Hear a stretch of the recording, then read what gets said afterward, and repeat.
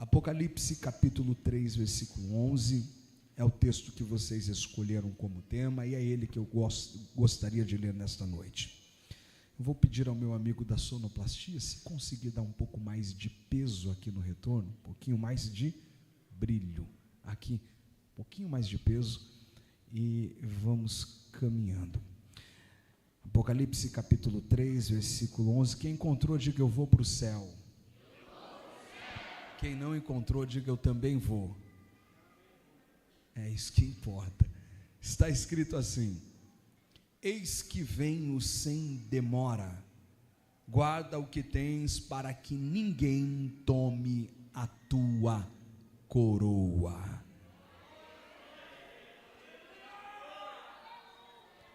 Antes que você se assente, escolha alguém ou à sua direita ou à sua esquerda. Eu quero que você olhe para essa pessoa que está do seu lado, mas não olhe para ela com um olhar normal, não olhe para ela com um olhar comum, nem com um olhar 43, pastor, eu estou solteiro, agora não é a hora. Em congresso de adolescente, nem isso a gente fala. Eu quero que você olhe para essa pessoa que está do seu lado com um olhar de profeta. Lembra aquele olhar de profeta que a gente, quando era criança, chegava na igreja e encontrava uma irmã de coquinho na cabeça e a gente pedia perdão até pelos pecados que a gente não cometeu? Quem lembra desse olhar? É esse olhar que você vai fazer para esse crente que está do teu lado. E se tiver coragem, vai fazer dedo de profeta. Olha aí o que é uma igreja ensinada, pastor Rogério, sabe que é dedo de profeta. Você acredita que tem autoridade na sua vida? Olha bem nos olhos desse crente, aponta o dedo para ele e libere a palavra agora dizendo: pode se assentar.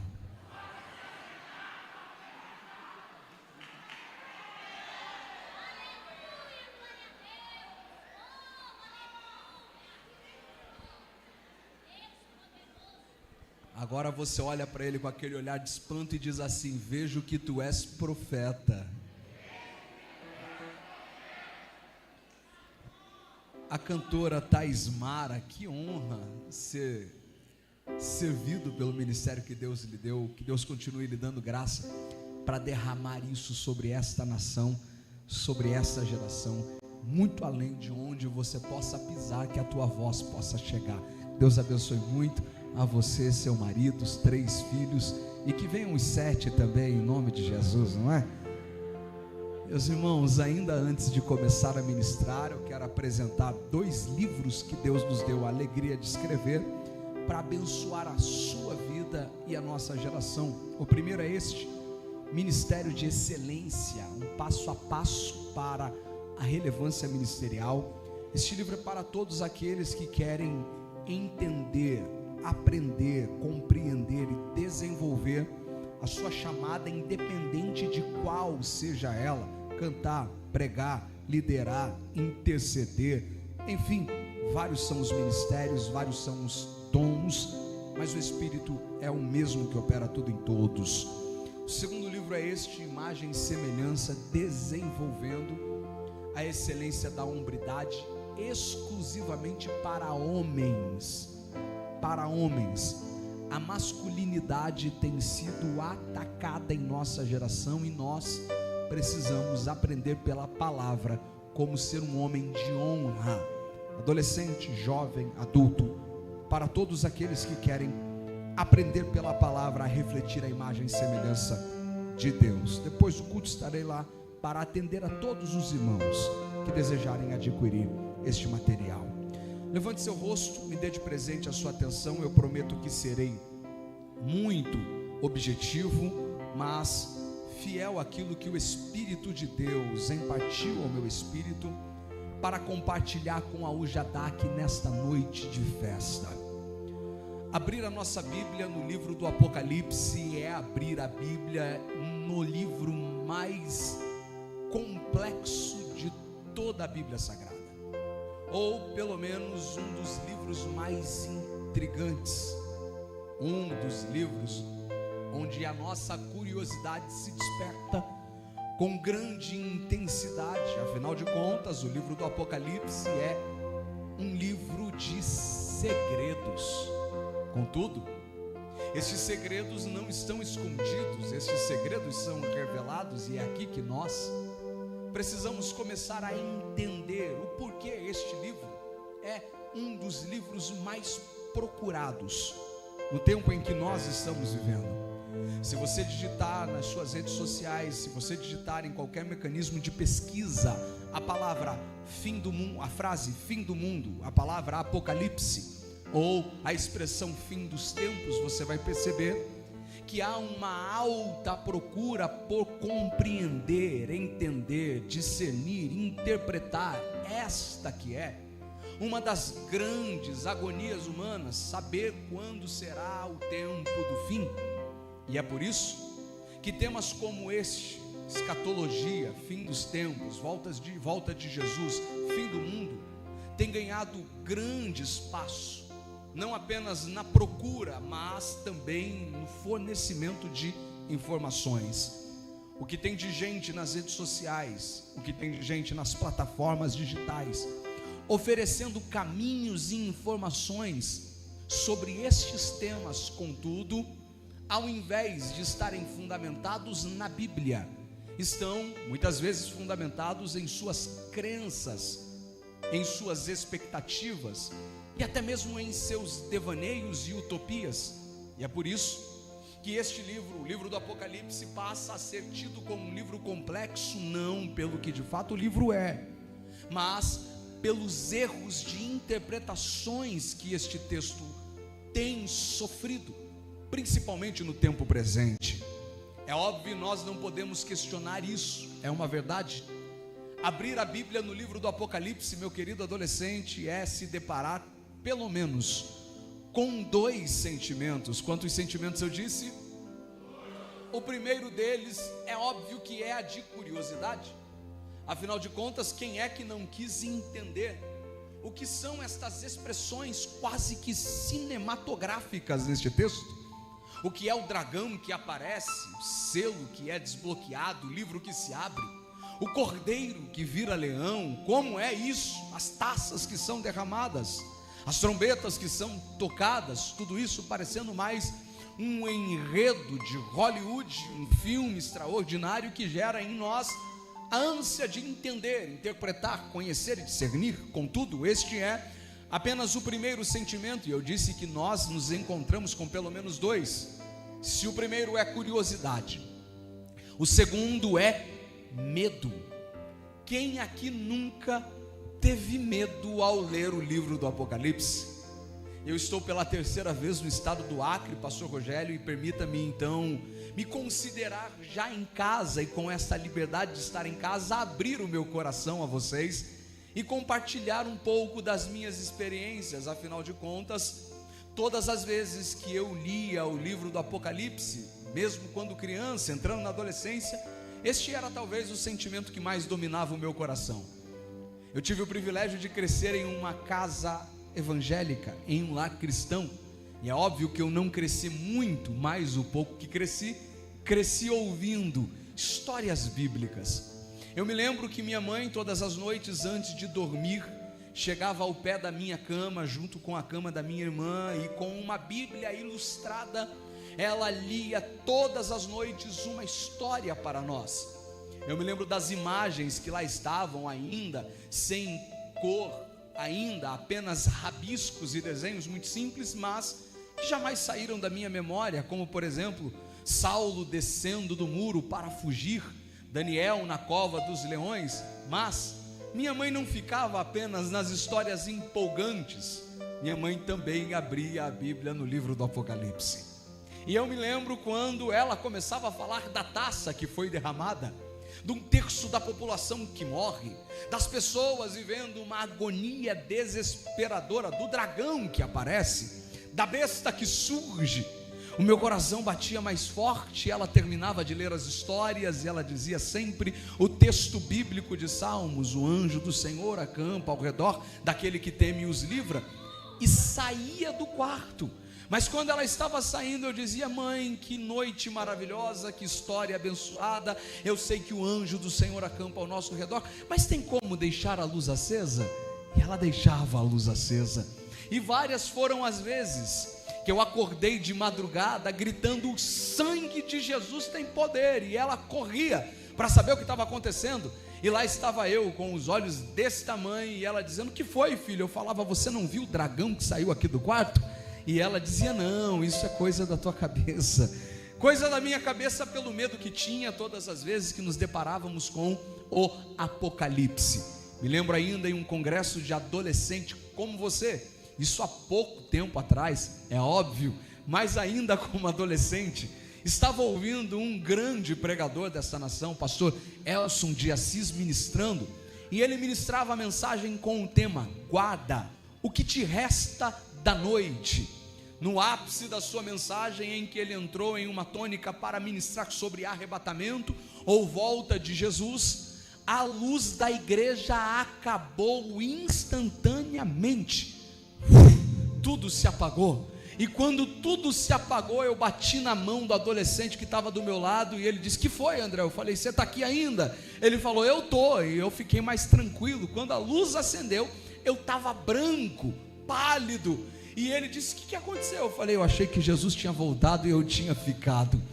Quantas foram as vezes que ao pregar sobre Apocalipse, ou ouvir pregações sobre Apocalipse, no altar das nossas igrejas, nós sentíamos aquela sensação de que o mundo poderia acabar a qualquer segundo, e até um dia ser orientado por um pastor, porque todas as vezes que falavam sobre isso eu vinha à frente para entregar a minha vida a Jesus novamente, ou me reconciliar, e ele disse: não, André, você já é crente, fica tranquilo. Mas era um medo, porque este texto gera dois sentimentos: o primeiro, curiosidade; o segundo, medo. Contudo, tudo isso se dá justamente pelo erro das interpretações. Como disse, a ânsia pelo tema fim do mundo, fim dos tempos, Apocalipse, volta de Jesus, tem gerado palco para muita gente falar o que quer, o que pensa, inventar o que deseja, apenas para abraçar este público. É óbvio que vocês conhecem muito mais do que nós, mas já existem tantos tipos de apocalipse: apocalipse de inteligência artificial, apocalipse zumbi, apocalipse de robô, e é isso que a gente tem ouvido, a ponto de gerar confusões com a interpretação bíblica, que é a nossa referência e o nosso norte. Porém, quando nós encontramos uma geração de adolescentes que deposita um tema como esse para celebrar a sua festa de adoração a Deus, nós entendemos que há uma igreja que ainda tem sede por entender a verdade pela palavra, de compreender a verdade pela palavra de Deus. E é pela palavra que nós iremos descobrir o que é o livro do Apocalipse nestas 2 noites, entender o que Deus está propondo para nós, até chegarmos no capítulo de número 3, versículo de número 11. Para tanto, antes de começarmos a caminhar pela história da igreja que ouve esta palavra que nós lemos, nós vamos pavimentar o nosso conhecimento, a compreensão sobre o que é o livro do Apocalipse. E em primeiro lugar, eu começo dizendo que o livro do Apocalipse não é um livro de mistérios. O livro do Apocalipse não é um livro de mistérios. Diga para quem está do seu lado: o livro do Apocalipse não é um livro de mistérios. Pastor, o senhor disse que o livro do Apocalipse é um livro de segredos. Sim, mas não de segredos escondidos. Até porque a primeira palavra que aparece neste texto, no capítulo de número 1, versículo de número 1, reflete o caráter da obra de João, reflete a publicidade da obra de João, o propósito de toda esta escrita, a escrita do Apocalipse. A primeira palavra é exatamente esta: revelação. Diga revelação. Se o livro do Apocalipse não é um livro de mistério, o livro do Apocalipse é um livro de... Eu gosto de pregar para crente inteligente, que ele tira a pregação da gente. O livro do Apocalipse é um livro de revelações. É um livro onde Deus resolve descortinar a eternidade e mostrar aquilo que estava escondido para o futuro. Logo, nós não podemos e não precisamos ter medo, pois este livro não nos apresenta segredos ocultos, escondidos, que estão envoltos em uma sombra da ausência de compreensão. Mais do que isso, aqui nós vemos o próprio Cristo apresentando a sua vontade, revelando o seu propósito, destacando o destino. É um livro de revelações, e o que me chama a atenção é que esta revelação não é a revelação de qualquer pessoa. Nós somos uma igreja pentecostal, e você já percebeu que a Ujadak é pentecostal até o tutano.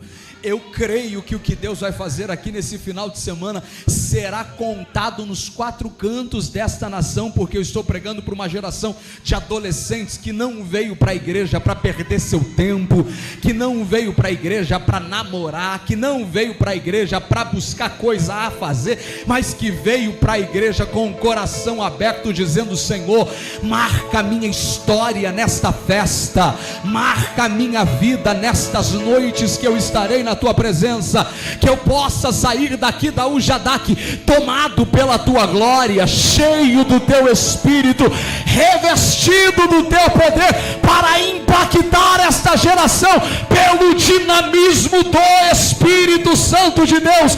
E só para eu ter certeza que esta é a mensagem do teu coração, só quem quer sair daqui cheio da glória, levante uma de suas mãos aos céus e celebre a Deus uma palavra de adoração.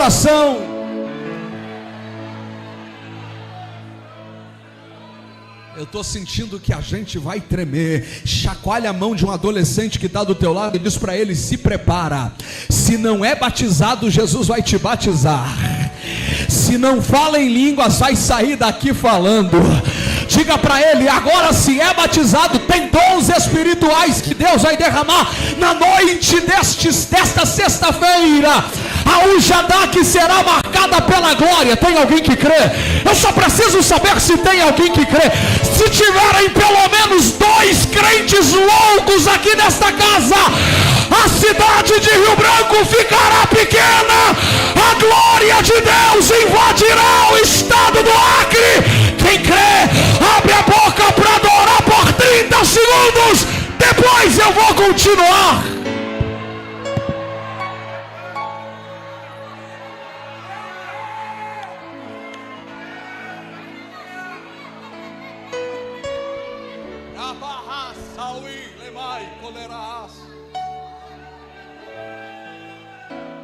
Sim, somos pentecostais e gostamos dos mistérios de Deus.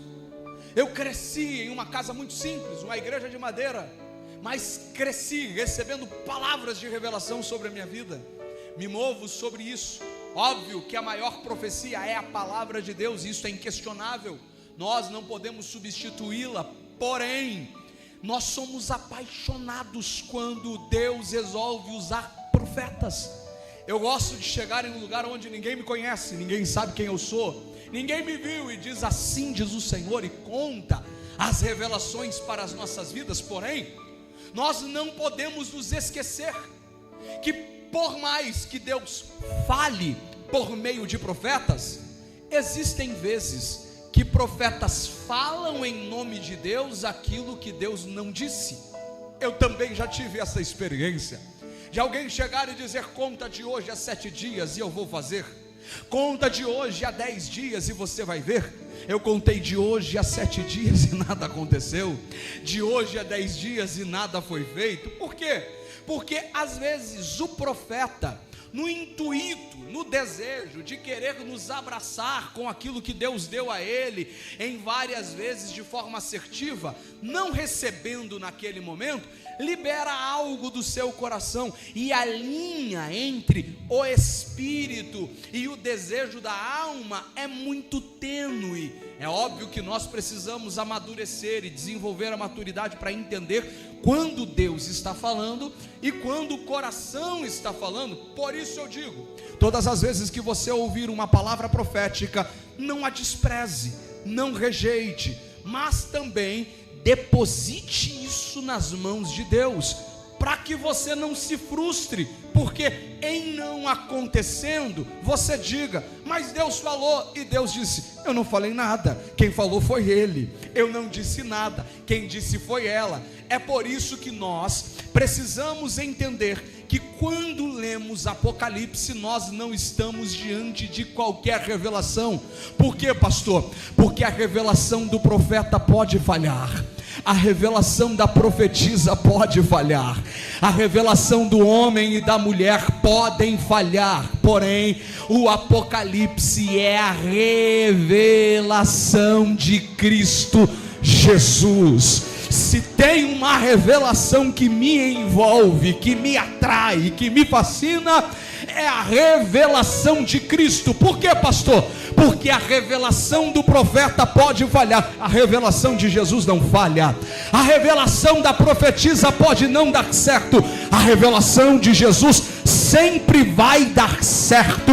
A palavra do homem pode mudar, a palavra da mulher pode mudar, mas a palavra dele, porque é a palavra daquele que era, é a palavra daquele que é a palavra daquele que será, é a palavra daquele que não tem sombra de variações e não tem mudanças, é a palavra daquele que é eternidade a eternidade. Esta não muda, esta não altera. É por isso que, se tem alguém apaixonado em revelação, é a noite de você mergulhar, porque as revelações de Cristo Jesus serão entregues para o Jadak. Quem quer receber? Quem quer receber? Quem quer receber? Só quem quer receber, com as suas mãos aos céus, por um minuto comece a clamar a Ele. Clame a Ele, clame a Ele, clame a Ele. Eu vou deixar você clamar, depois eu vou continuar.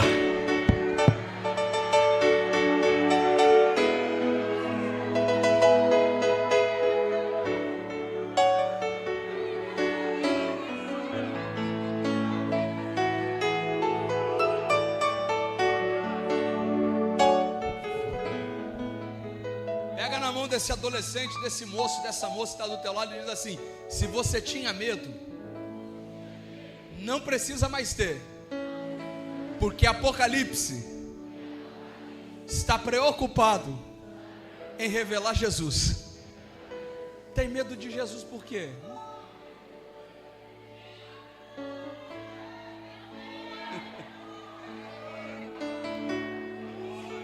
Pastor Ziel, é por isso que o diabo luta para criar confusão no livro do Apocalipse. Meu querido cantor, é por isso que Satanás luta para criar essa bagunça, as diversas interpretações, pastor, para que a gente não se conecte com este livro, porque este livro é o único livro da Bíblia que tem uma profecia ativa para quem lê. Bem-aventurado aqueles que leem as palavras desta profecia. É aqui que o futuro está sendo revelado, e Satanás não quer que a gente se aproprie dele, não quer que a gente conheça. Por quê, pastor? Porque este futuro é extraordinário. Primeiro, o livro do Apocalipse é um livro de revelações. Segundo, o livro do Apocalipse é revelações de Cristo Jesus. Terceiro, ele tem uma origem, e a origem é Deus, o Espírito Santo, Jesus, mas ele também tem um destino. O livro do Apocalipse tem uma origem: Jesus, o Espírito Santo, Deus. a Trindade Santa, mas tem um destino. Diga para alguém: não é uma mensagem para qualquer um. Diga para ele, diga para ela. É por isso que tem gente que não entende, porque não é para todo mundo entender. Pastor, agora o senhor está me confundindo. O senhor disse que é um livro de revelações e segredos revelados. Mas segredo revelado você conta para qualquer um?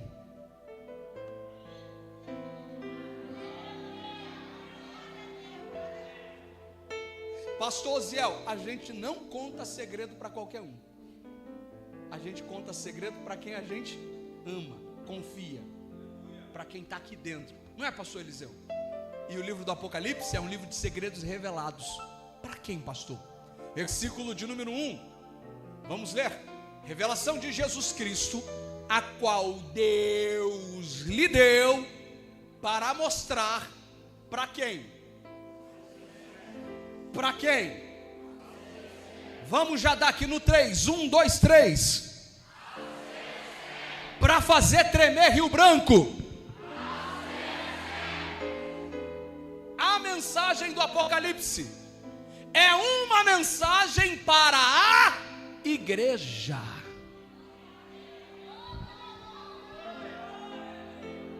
É por isso que o mundo pode gastar anos tentando interpretar. É por isso que as pessoas do lado de fora vão ler do capítulo 1 ao último capítulo e não vão conseguir interpretar, entender. É por isso que as pessoas vão zombar, vão ironizar, vão tirar sarro, porque para eles não faz sentido. E quem foi que disse que este segredo tem que fazer sentido para eles? Por quê, pastor? Porque este segredo não é para o mundo, este segredo é para a igreja. Essas revelações não é para o mundo, essas revelações são para a noiva, para a igreja, para os servos e servas do Senhor. A gente precisa entender uma verdade, aqui eu já caminho para encerrar porque eu preciso orar. O Apocalipse não é apenas um livro. Eu vou repetir. O Apocalipse não é apenas um livro. O livro Apocalipse é o único na Bíblia. Mas Apocalipse também é um estilo de linguagem. Esta linguagem se chama linguagem apocalíptica. E a linguagem apocalíptica não aparece apenas no Apocalipse de João. Você que já leu a Bíblia, cresceu na escola dominical, ou talvez não cresceu, mas passou tempo na escola dominical como eu, ouviu, aprendeu sobre livros da Antiga Aliança que carregam características muito parecidas com o Apocalipse de João.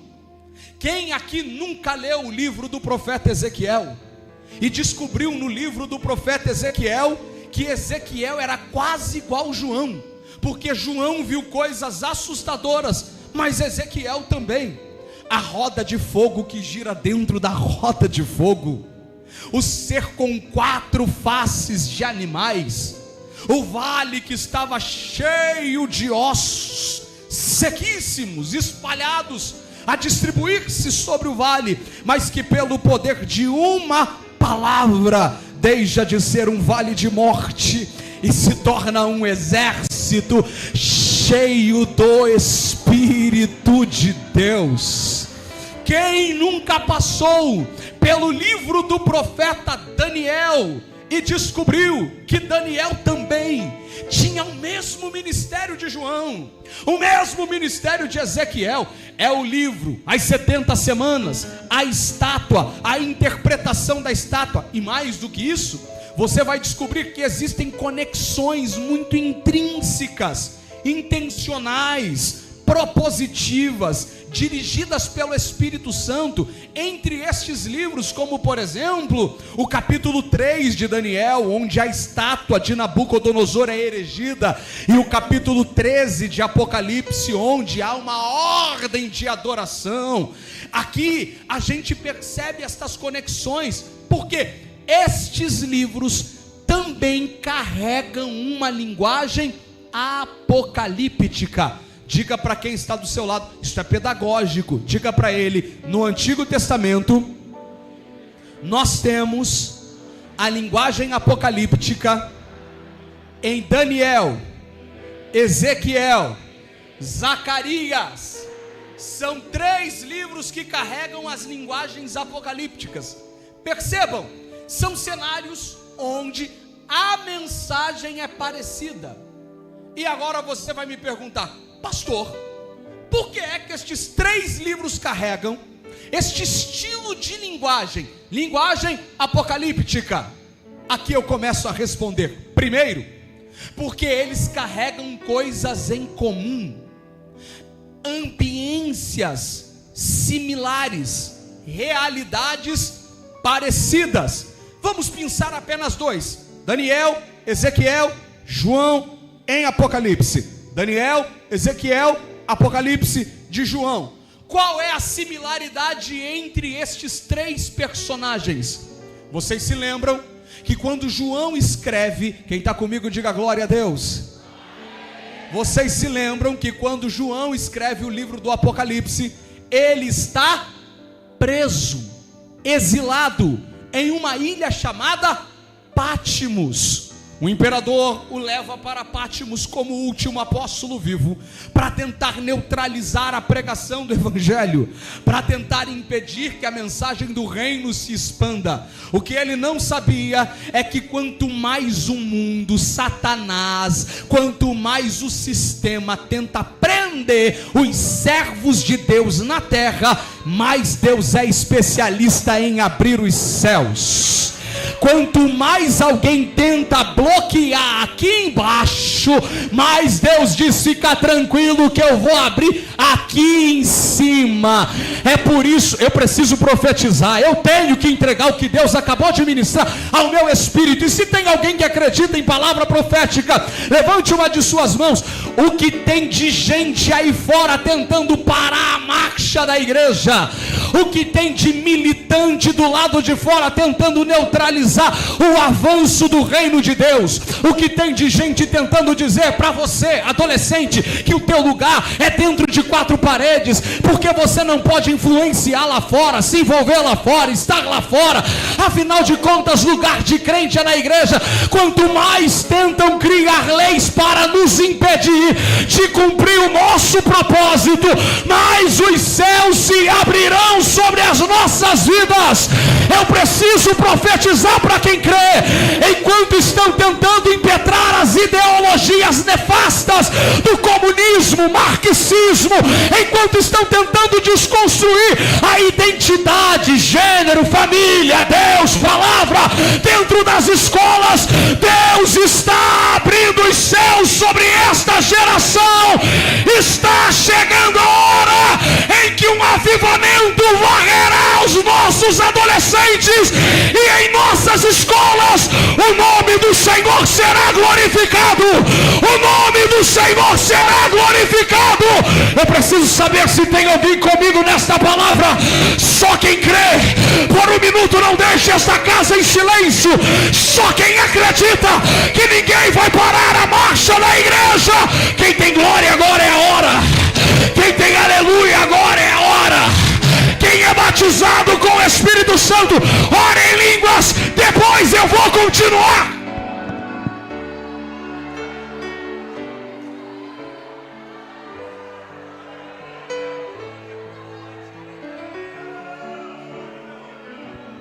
Clame a Ele, clame a Ele, clame a Ele, clame a Ele. Eu vou lhe dar alguns segundos ainda. Depois eu vou continuar. Eu estou sentindo a graça dele nesta casa. Jesus vai começar a tomar a boca de alguém aqui. Glória, glória, glória. Eu vou deixar você adorar. Isso aqui é para quem vem entregar. Para quem tem, para quem tem. Quem tem, entrega. Quem não tem, recebe. Jesus vai te encher hoje.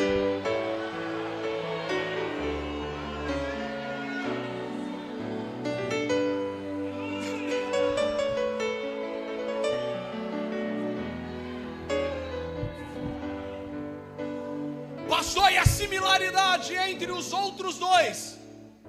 João está exilado. E Daniel também. Ezequiel também. Tanto Daniel como Ezequiel são levados cativos para a Babilônia. Primeira similaridade: ambos estão presos.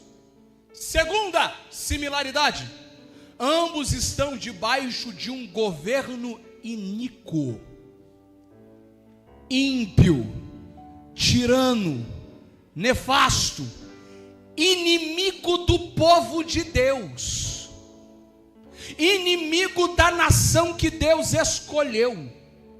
Na antiga aliança, inimigos de Israel. Na nova aliança, inimigos da igreja, tentando parar, por fim, neutralizar, impedir, bloquear, tentando atrapalhar. Porém, é no meio do cativeiro, debaixo de um governo tirano, pecador, ímpio, que é anticristo, que é anti-Bíblia, que é anti-fé, que é anti-Deus.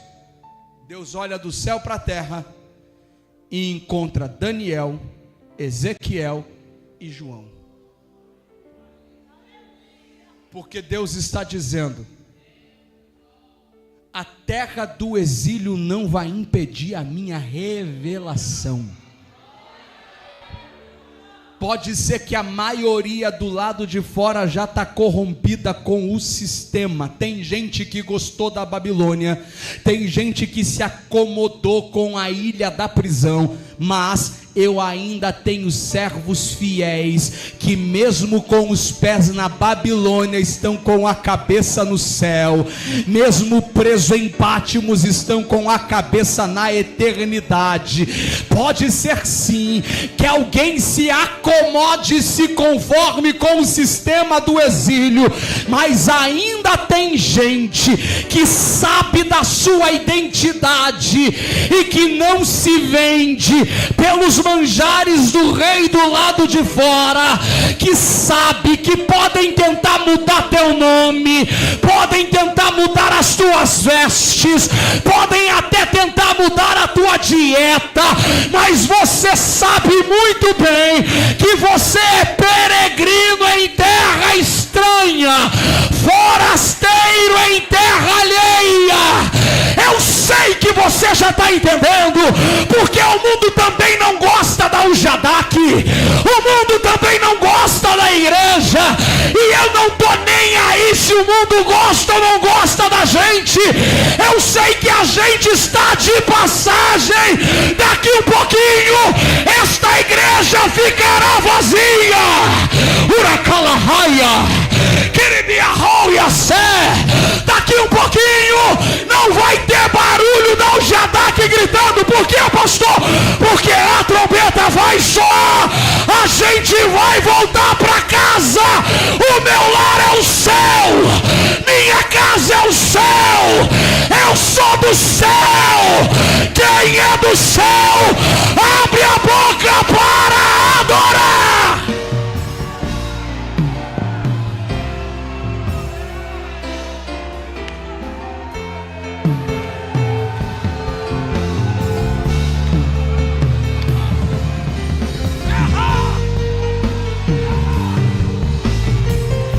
Aguenta, adolescente, aguenta, jovem, aguenta.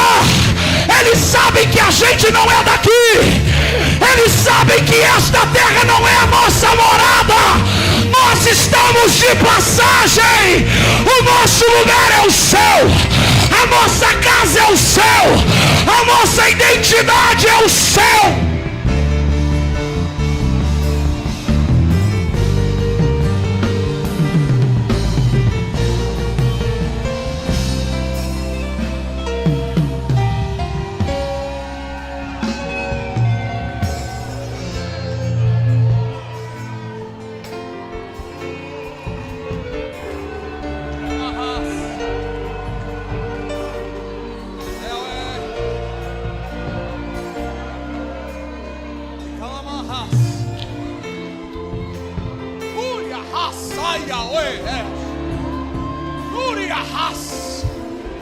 Glória, glória, glória.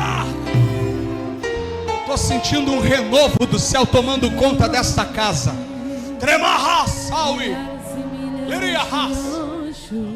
Deus hoje vai envolver alguém aqui nessa graça. Quem crê? Quem crê?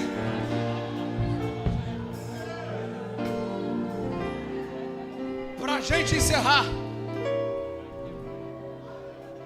se você quiser se assentar, se assente por mais 4 minutos.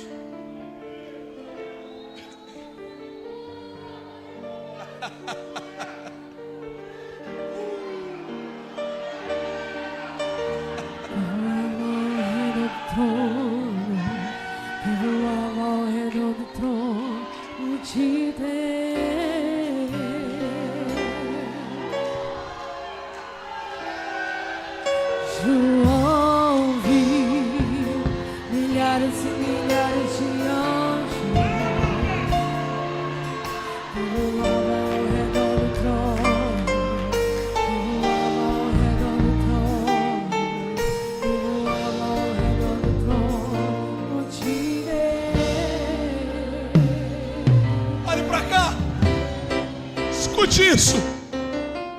Deus acha Daniel, Deus acha Ezequiel, e Deus acha João.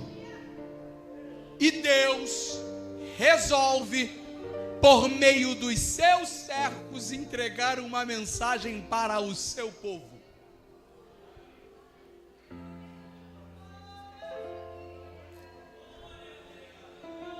Por meio de Daniel, por meio de Ezequiel, por meio de João, Jesus resolve se comunicar com o seu povo. E como Deus faz isso, pastor? Deus faz isto usando uma linguagem apocalíptica. Para quê, pastor? Porque a linguagem apocalíptica é uma linguagem de guerra. Deus está dizendo: vou falar com você. Você escreve, mas quem tem que entender essa mensagem é o meu povo. É por isso que tem símbolos, é por isso que tem alegoria. Porque se Nabucodonosor pega a escrita de Daniel, ele jamais vai entender o que Daniel estava escrevendo. Se Nabucodonosor pega a profecia de Ezequiel capítulo 37, e ele começa a ler que a mão do Senhor tirou alguém do nada e colocou num vale cheio de ossos, e os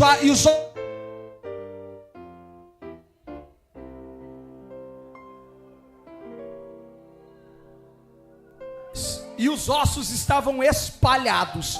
E de repente alguém conversando com este Deus, ouve Deus perguntando: poderão estes ossos reviverem? E o profeta, com medo de responder, sabendo sim ou não, ele diz: o Senhor é que sabe, então profetiza. De repente, por uma palavra, um vale cheio de ossos começa a viver um barulho assustador.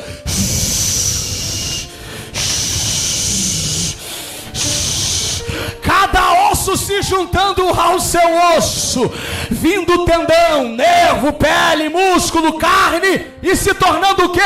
Um exército de gente morta. Era grande, mas estava morto. Era grande, mas não tinha vida. Era grande, mas ainda não agia. Aí Deus diz: profetiza o Espírito, porque o que dá vida àquilo que é grande não é a grandeza daquilo que é, mas o Espírito que está sobre ele.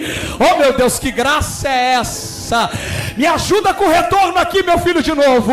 Aí Ezequiel profetiza e o exército vira um exército cheio da glória de Deus. Imagina o rei lendo isso. O que é que ele vai dizer? Esse povo é maluco, doido. Onde já se viu esse negócio de osso com osso, carne, pele, nervo? Não tem lógica. Só que Deus está dizendo: escreve desse jeito, porque não é para o rei entender, não, é para o meu povo saber que assim como os ossos, eles estão espalhados em um vale de morte, mas a minha palavra vai ecoar. Oh meu Deus, que graça é essa? A minha palavra vai visitar o vale da morte, e tudo que estava espalhado vai voltar no lugar. Aquilo que não tinha expressividade vai voltar a viver, e o meu espírito vai se apropriar do meu povo, e aquilo que parecia ser um vale de morte será um exército cheio da minha glória. Profetiza Ezequiel, anuncia para Israel que Israel ainda vai governar, que Israel ainda vai se levantar, que eu ainda tenho uma aliança com esse povo, que eu não abandonei, que eu não esqueci. Está no vale, mas é meu, é osso, mas é meu, está sequíssimo, mas é meu. Profetiza.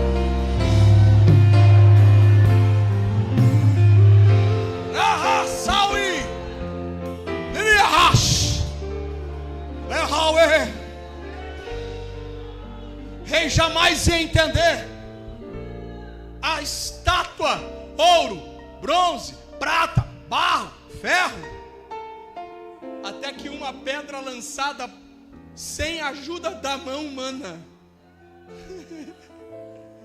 vem e derruba tudo isso. Deus está dizendo: escreve, Daniel, porque o tempo vai passar e a minha igreja vai conhecer esta rocha que vem para destruir os governos humanos, os poderes nefastos guiados pelo príncipe deste século. Os tronos vão cair, os impérios irão ruir. Aqueles que acham que detêm o poder, eu sinto meu corpo tremendo neste altar. Aqueles que acham que detêm o poder, que fazem como querem, do jeito que querem, está chegando a revelação de um reino que é fundamentado na justiça, na verdade, na santidade. Um rei que não é rei entre reis, um rei que é rei sobre reis, um rei que não é senhor entre senhores, um rei que é senhor dos senhores. Quem é deste reino? Quem é deste reino? Quem é deste reino?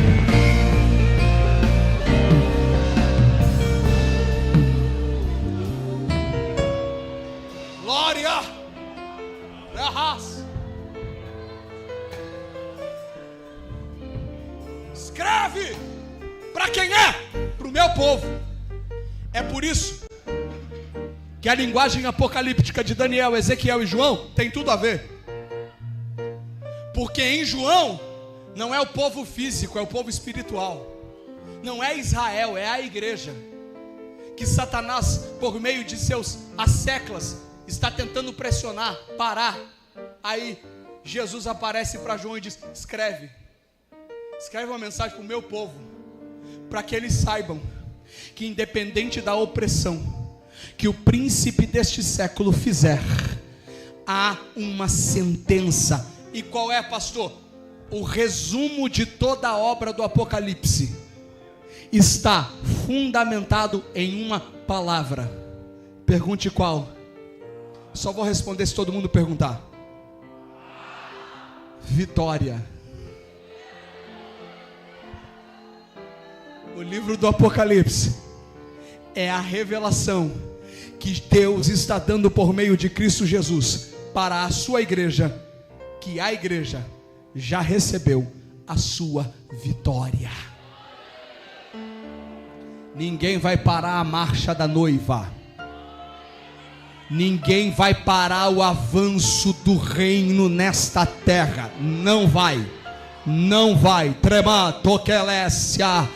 Ninguém vai impedir Deus de sacudir a nossa geração com sua glória, porque mais poderoso do que aqueles que pensam governar em lugares estratégicos ainda são os joelhos anônimos de homens e mulheres que dizem: Senhor, venha o teu reino, venha o teu reino, venha o teu reino. É por isso que Satanás tenta te impedir de ter acesso ao Apocalipse de João, te fazer não entender. Por quê? Porque aqui Jesus está garantido: tem vitória para o Jadaque, tem vitória para a igreja, tem vitória para os jovens, tem vitória para os adolescentes. Quem acredita nessa vitória, abre a boca para